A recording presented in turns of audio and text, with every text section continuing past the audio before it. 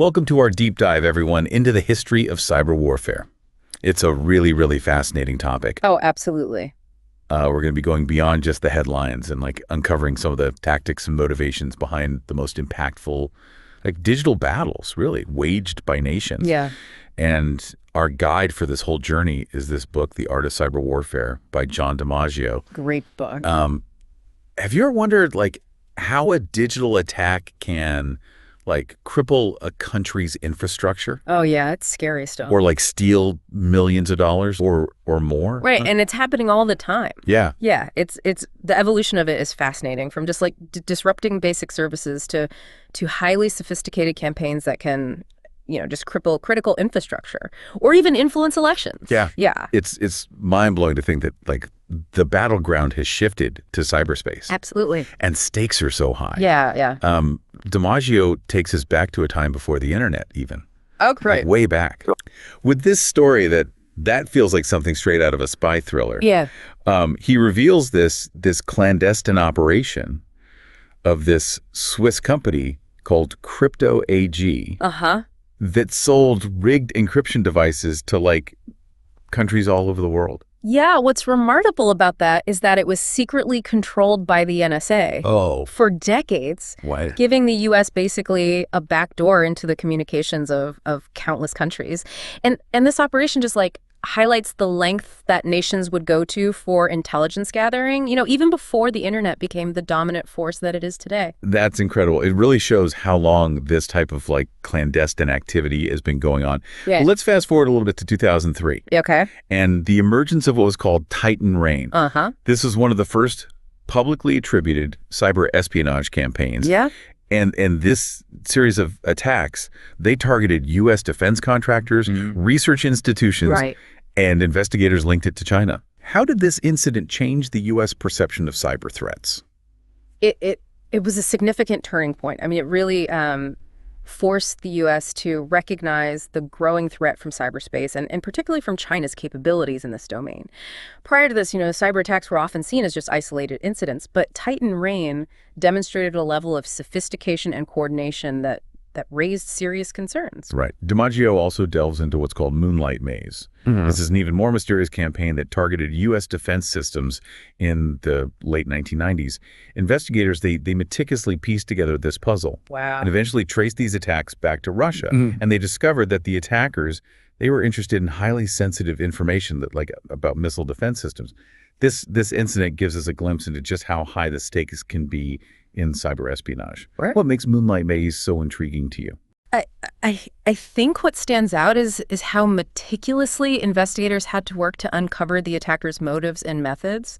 I mean, the attackers were incredibly stealthy, and it took a great deal of effort to trace their activities back to the source. The fact that they were specifically targeting information about missile defense systems, I mean, that illustrates the high value of the intelligence they sought to obtain. So we've seen examples of cyber espionage and the theft of state secrets. Right. But cyber warfare isn't just about stealing information, is it?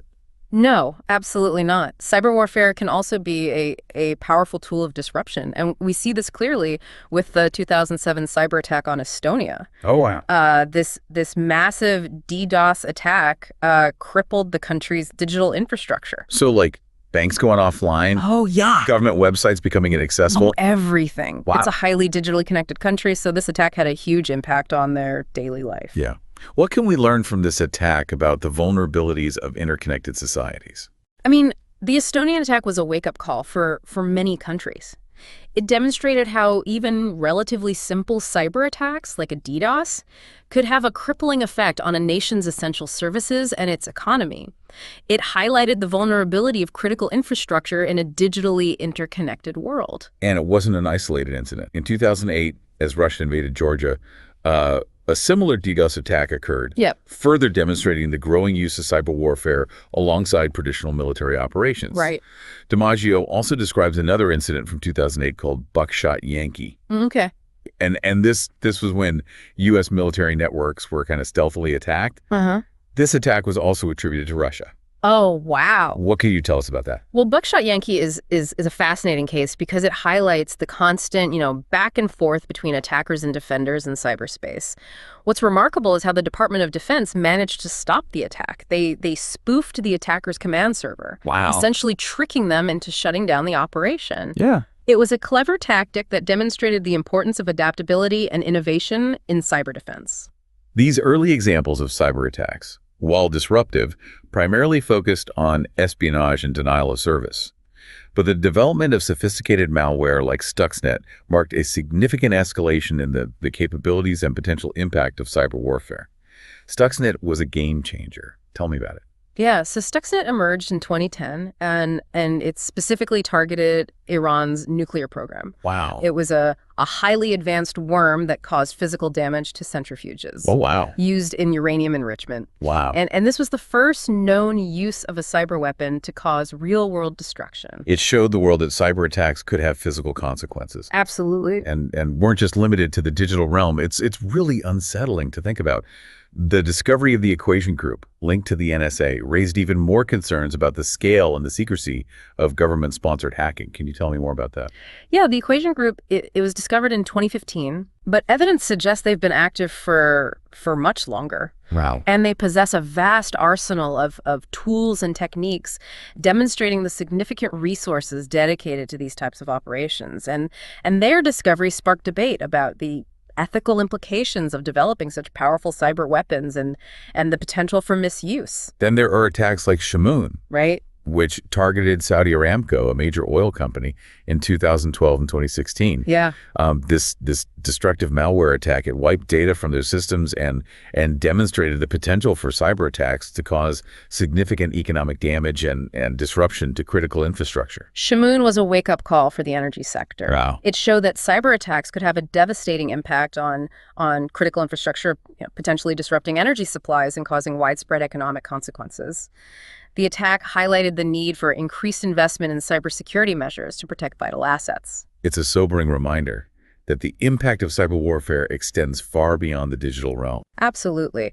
And as we delve deeper into the history of cyber warfare, we'll see how these tactics have continued to evolve and the motivations behind them have become even more diverse.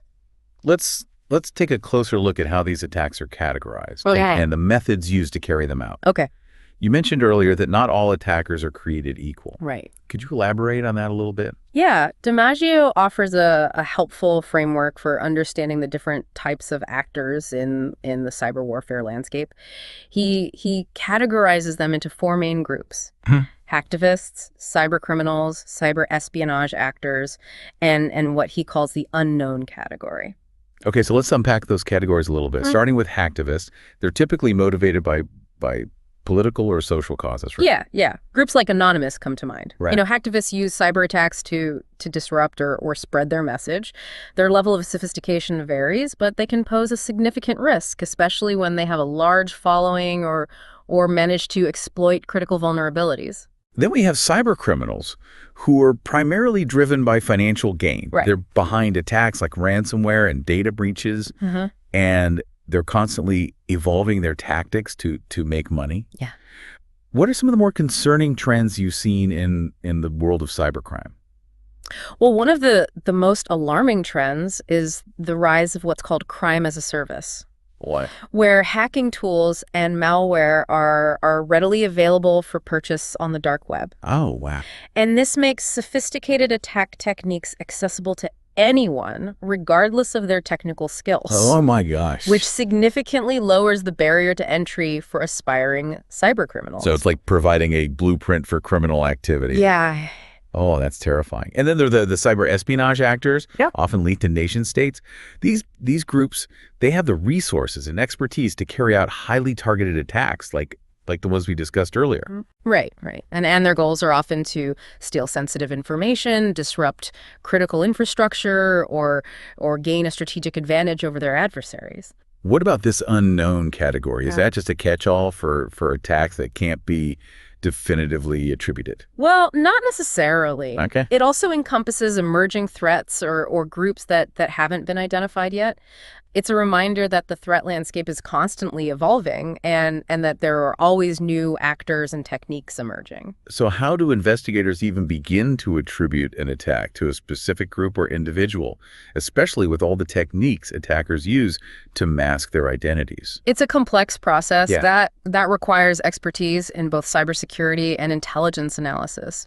DiMaggio outlines a systematic approach that involves collecting and analyzing a wide range of data points, including like technical indicators, timestamps, malware samples, and even the targets themselves. So it's like being a digital detective, Yeah, piecing together clues Yeah. to create a picture of the attacker. exactly. Yeah. It sounds incredibly challenging. Yeah. But what are some of the common pitfalls investigators need to avoid when trying to attribute an attack? Well, DiMaggio cautions against relying too heavily on things like dynamic DNS Okay. or the use of publicly available tools, as these can be easily manipulated to throw investigators off track. Oh, wow.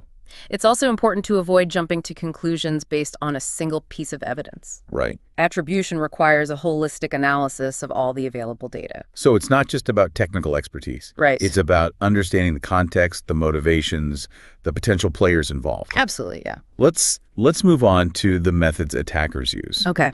DiMaggio breaks down some fascinating case studies, starting with spear phishing emails.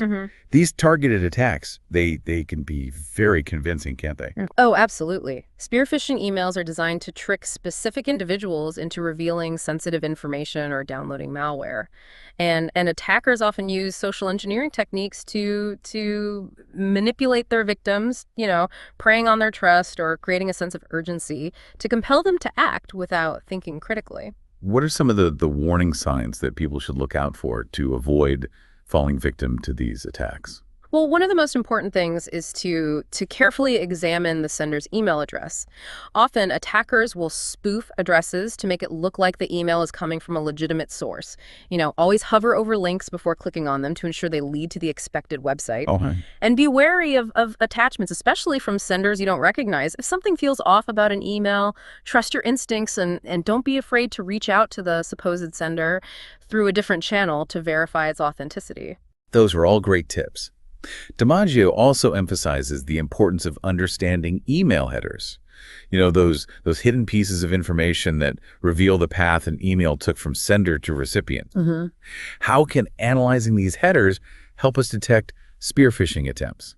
Email headers can reveal inconsistencies or red flags that indicate a spoofed or malicious email. Okay. Things like mismatched sender addresses, unusual routing information, or suspicious attachments are all clues that something might not be right. It's like a digital fingerprint. Oh, okay. That can help investigators trace the origin of an email and determine its legitimacy. It's amazing how much information can be gleaned from something seemingly simple as an email header. DiMaggio also discusses the techniques used to analyze malicious websites, which are often used as part of these attacks. Right. Malicious websites can be used to host malware, steal credentials, or spread disinformation. And by analyzing the website's code, domain registration records and content, investigators can uncover clues about the attacker's identity and intentions. What are some tools or techniques that everyday users can use to assess the safety of a website before visiting it? There are several resources available. Services like VirusTotal allow you to scan websites for known malware and malicious content. Okay. You can also check the website's domain registration records to see when it was created and who owns it. Look for signs of suspicious or unusual activity, such as a recently registered domain name that's hosting sensitive content or a website that's mimicking a legitimate site to steal credentials. It sounds like staying safe online requires a healthy dose of skepticism. Oh, yeah. And vigilance. Absolutely. Yeah. Well, this is just the beginning of our deep dive into cyber warfare. Yeah. And I'm already amazed at the complexity and the ingenuity of these attacks. Yeah, me too. It's really fascinating and scary at the same time. It is. Yeah. Let's shift gears a bit and delve deeper into how these digital attacks are actually carried out. DiMaggio, he walks us through some fascinating case studies. Okay. Starting with the analysis of malware. Okay, I'm ready to get into the nitty-gritty of this. Yeah. Malware analysis sounds incredibly complex. It can be, but DiMaggio breaks it down in a way that's easy to understand. Okay. He starts with a case study involving a piece of malware called Trojan.ismdoor. Okay. And what made this malware unique is that the attackers hid it within a legitimate component of the Windows operating system. Oh, wow. Known as an alternate data stream. An alternate data stream? Yeah. I've never even heard of that. Yeah, most people haven't. What is it?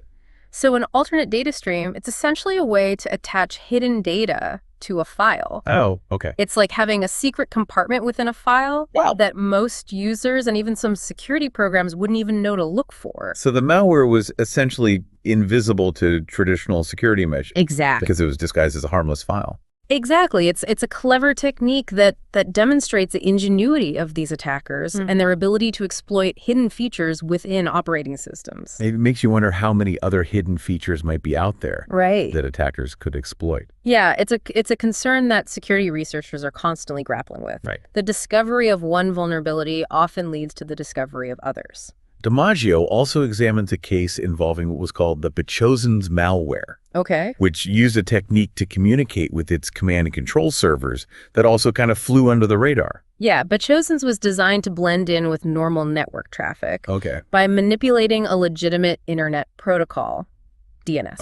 DNS is essentially the phone book of the internet.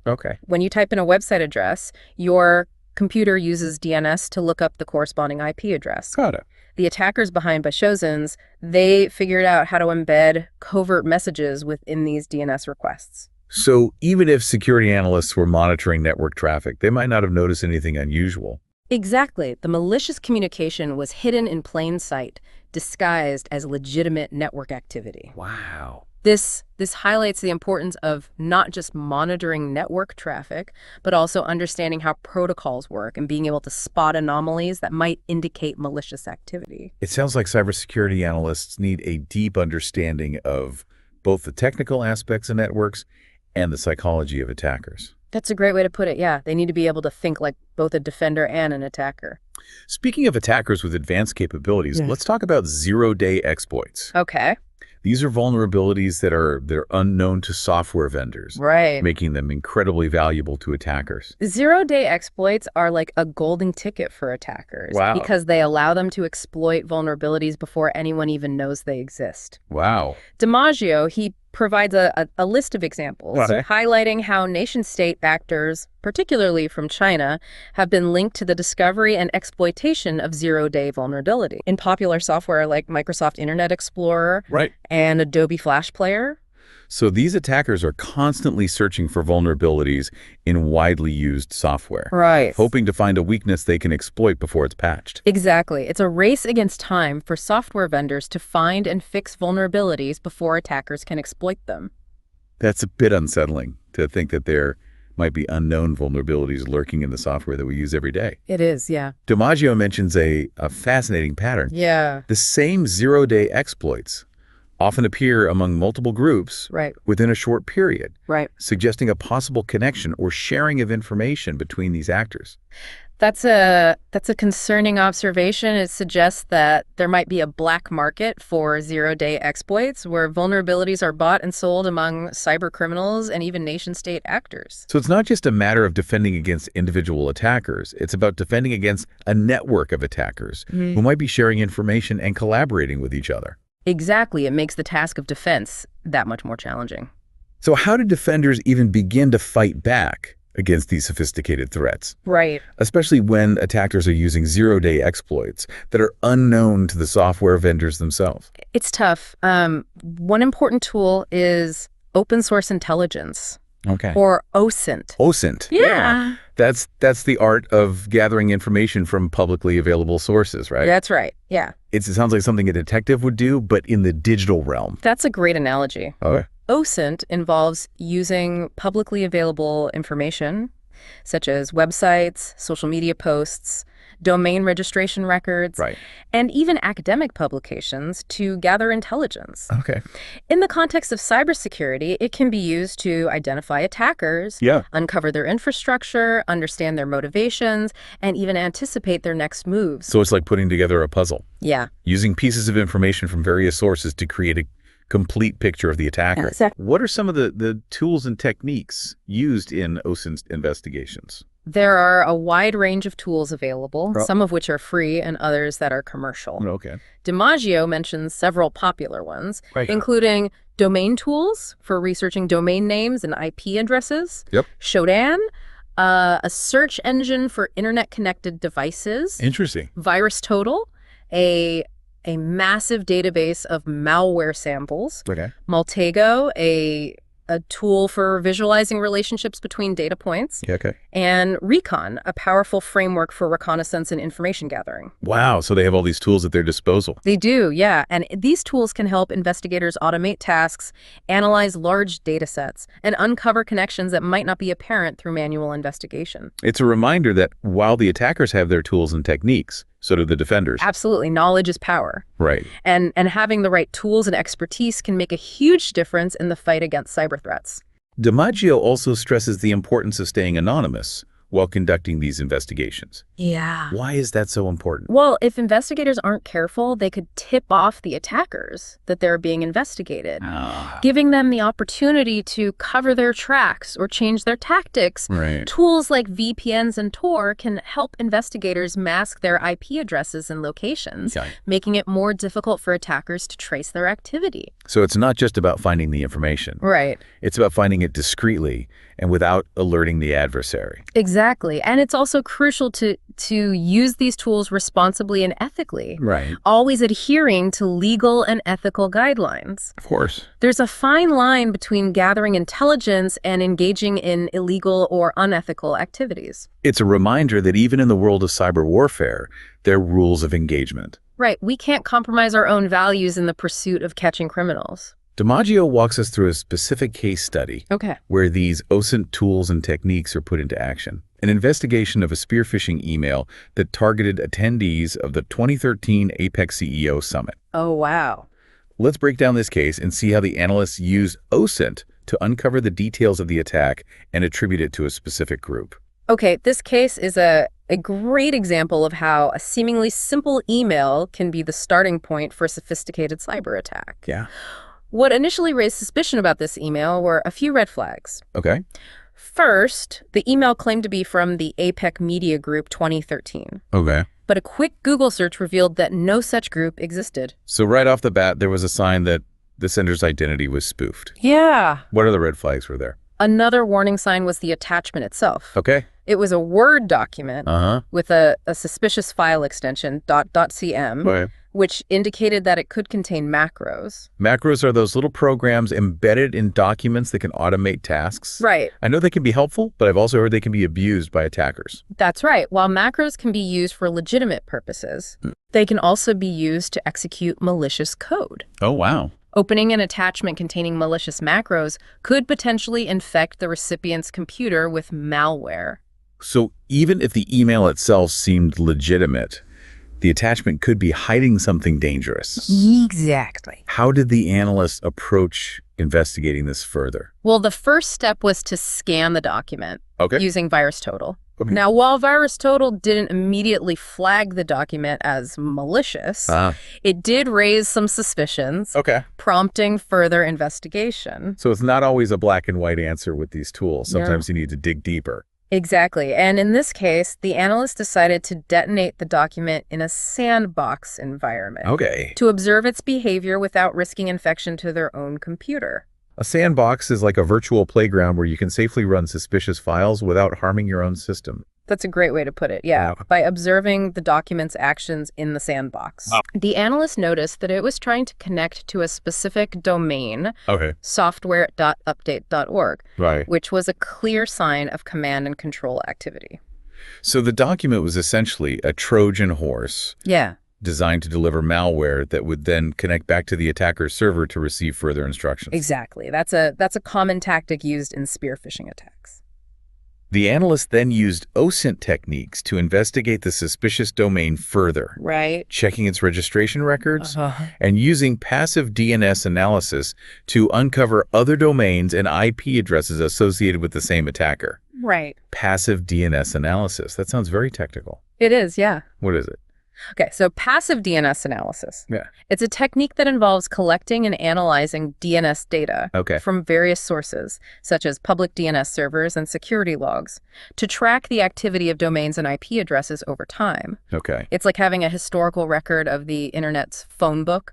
By analyzing this data, investigators can uncover connections between seemingly unrelated domains and IP addresses, revealing hidden infrastructure used by attackers. So it's like following a trail of breadcrumbs, using DNS records to track the attacker's movements and uncover their hidden infrastructure. Exactly. In this case, the investigation revealed a pattern of suspicious domain registrations, all linked to a single email address. Right. This is a strong indication that this was a coordinated campaign, not just a random attack. Right. It wasn't just one individual acting alone. Right. It was a group of attackers working together. And the investigation didn't stop there. Right. The analyst also delved into the malware itself, Yeah. analyzing its code and compile times. This analysis, combined with the OSINT data, Yeah. pointed to a specific group of attackers known as Sophisy, or SEDNet, Right. a group often linked to Russia. Yeah. So by combining technical analysis with open source intelligence, the analyst was able to not only uncover the details of the attack, but also attribute it with a high degree of confidence to a specific group. Yeah. This case really illustrates the power of OSINT in cybersecurity investigations. It's a great example of how OSINT can be used to connect the dots and uncover the who, what, and why of a cyber attack. Absolutely. It's also a reminder that even seemingly simple attacks can be incredibly complex, Right. and that the threat landscape is constantly evolving. It is. Yeah. It's a lot to take in. It is. Before we move on to even more fascinating examples of cyber warfare, Okay. what are some key takeaways for our listeners so far? What's sticking with you? For me, it's the realization that even seemingly simple actions online, like opening an email or clicking on a link, can have far-reaching consequences. Right. It's also a reminder that knowledge is power in the fight against cyber threats. Right. The more we understand about the tactics used by attackers, the better equipped we are to defend ourselves. I agree. It's a wake-up call to be more mindful of our online behavior and to be aware of the tactics used by these sophisticated attackers. Yeah, absolutely. Now let's continue our journey through the world of cyber warfare, exploring even more examples of the ongoing battle in cyberspace. We've seen how cyber warfare has evolved from just stealing secrets to disrupting critical infrastructure, Right. and even influencing elections. It's scary stuff. It's a constantly changing landscape. Yeah. And as we get better at defending against one type of attack, Right. attackers inevitably find new weaknesses to exploit. That's the nature of this ongoing arms race. Right. DiMaggio explores how these tactics have become even more sophisticated and diverse. Okay. And he illustrates this point with the case of a Chinese cyber espionage group called Hidden Links. Hidden links. That sounds intriguing. Yeah. What makes them stand out from other cyber espionage groups? Yeah. Hidden Links is known for its wide range of activities, from stealing intellectual property to targeting individuals and organizations worldwide. Oh, wow. DiMaggio highlights a campaign where they used a zero-day exploit in Adobe Flash Player to target a human rights activist. That's a stark reminder that the targets of cyber warfare aren't just governments or large corporations. Right. They can be anyone who poses a threat to the attacker's interests, Yeah. even if those individuals aren't directly involved in government or military activities. Cyber warfare is no longer confined to the traditional battlefields of politics and economics. Right. It can be used to silence dissent, suppress information, or target individuals who challenge those in power. DiMaggio also delves into the activities of what was called the Comment Crew, Okay. another Chinese cyber espionage group. Uh-huh. What are some of their tactics? Well, the Comment Crew is known for its use of watering hole attacks. Watering hole attacks. What are those? Yeah, where they compromise websites frequented by their intended targets. So when the target visits the compromised site, malware is silently downloaded onto their computer, Oh, wow. giving the attackers a foothold into their system. So instead of directly attacking their target, they kind of set a trap Right. and wait for the target to come to them. Exactly. It's a clever way to bypass traditional security measures. Yeah. Because the initial infection occurs through a website the target already trusts. Exactly. They exploit the trust we place in websites we visit regularly, Right. making these attacks particularly insidious. Wow. DiMaggio points out that the comment crew was linked to an attack on the Taiwanese government, Ah. where they exploited a 0-day vulnerability in Microsoft Internet Explorer Oh, wow. to gain access to sensitive information. These cases demonstrate how attackers constantly adapt their tactics to stay ahead of defenders. Yeah, it's a constant cat and mouse game. Right. Yeah. DiMaggio also discusses the emergence of what's called fileless malware, Okay. which is particularly difficult to detect because it doesn't rely on traditional executable file. Right. Traditional malware usually involves installing a malicious file Right. on the victim's computer. Right. Fileless malware takes a different approach. Okay. It often leverages legitimate tools and processes already present on the system to carry out its malicious activities. Oh, okay. Instead of dropping a suspicious file that can be scanned and detected, Right. it operates in the memory of the computer Oh, or uses legitimate tools in unexpected ways. so it's like using the victim's own tools against them, Exactly. making it much harder to distinguish between normal activity and malicious activity. Exactly. It's a highly effective technique for evading detection. Wow. DiMaggio provides a chilling example of fileless malware being used in an attack against a Ukrainian bank. Oh, wow. The attackers exploited a vulnerability in Microsoft PowerShell, Okay. a powerful scripting tool used by system administrators Yeah. to execute malicious code without leaving any trace of a traditional malware file. It's unsettling to think that tools designed for legitimate purposes Yeah. can be weaponized by attackers Yeah. if they find a way to exploit them. Right. It seems like cybersecurity is a constant cat and mouse game,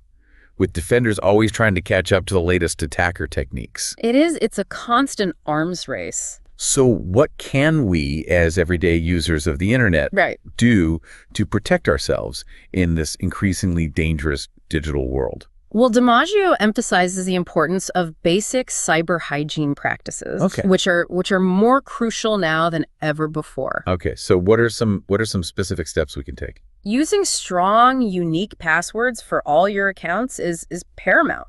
Huh? Think of passwords as the first line of defense against unauthorized access. Right. Enabling two-factor authentication whenever possible adds an extra layer of security, Okay. making it much harder for attackers to compromise your accounts even if they obtain your password. Those are good starting points. Yeah. But what about all those phishing scams and social engineering techniques we talked about earlier? Yeah, right. How can we protect ourselves from those? Being cautious about opening attachments or clicking on links from unknown sources is essential. Okay. Treat any unsolicited email or message with suspicion. Okay. Even if it appears to be from a trusted source, Okay. verify the sender's identity through a different channel before taking any action. It sounds like staying informed and being proactive are key. Absolutely. Yeah, knowledge is power in the fight against cyber threats. It is. Yeah, This deep dive has been incredibly insightful, I agree. shedding light on a world that often feels hidden and complex. Right. Yeah, it's a fascinating but also a scary world. It is. It is. Yeah. What are your final thoughts for our listeners as we wrap up this exploration of cyber warfare? Well, the battle in cyberspace is far from over. Right. It's an ongoing arms race between attackers and defenders, with the stakes constantly rising. But by understanding the tactics used by attackers and taking proactive steps to protect ourselves, we can navigate the digital world safely and responsibly. This deep dive has certainly given you a lot to think about. Thank you, too. And thank you for guiding us through this complex and fascinating topic. Well, thanks for having me. Yeah, absolutely. And to our listeners, we hope this exploration of cyber warfare has equipped you with a knowledge and awareness to stay safe in our increasingly interconnected world.